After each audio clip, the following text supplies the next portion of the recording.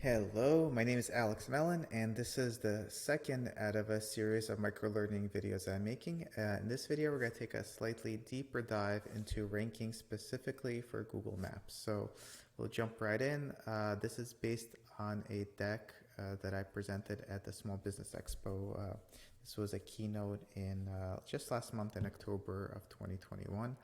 We're going to jump right into the slides though. So as I presented in the first video, there's two types of results that come up on Google. The first one is the Google Local Pack. The second one is the Google Localized Organic Results. So for this video, we're going to talk about the Google Local Pack. So what influences how well you rank in the Google Maps listings? So if we look at the actual data, this is how it breaks out. So your actual Google My Business profile is the most important in determining how well it ranks, followed by reviews. So I could jump right here. So again, Google My Business is the most influential, and that's the highest it's ever been. So it's becoming more and more important to have an optimized Google My Business profile, category set up, everything filled in as much as you can. Number two is reviews, and it's important to note that for reviews, it's number of reviews. The stars, obviously you want to get good rankings, and sentiment is also important. So Google actually does sentiment analysis on the reviews. And lastly, the content of the reviews. So when someone searches for something in Google My Business on Google where the maps show up. So if someone searches for coffee house that has this specific roast of coffee, right? If a review mentions that specific roast, your profile and your business is more likely to come up. So the content of the reviews is super important.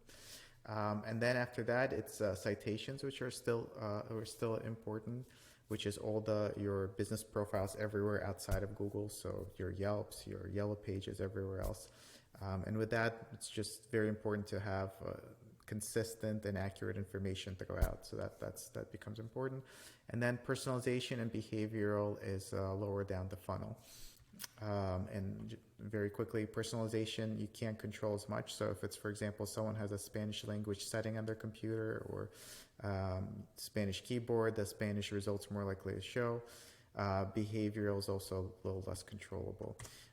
This is how it looks over time. So Google My Business has become more important while others have become less important. It's also important to note that social is no longer a assumed ranking factor. And really quick before I jump off, I'll talk about how this data is established. So this comes from a local ranking factor survey that's done every year. So the top SEO experts fill out a survey to show what they're seeing, and this gets combined into these results because we never really know Google's algorithm. They don't disclose it, but we could combine all this data and figure it out that way.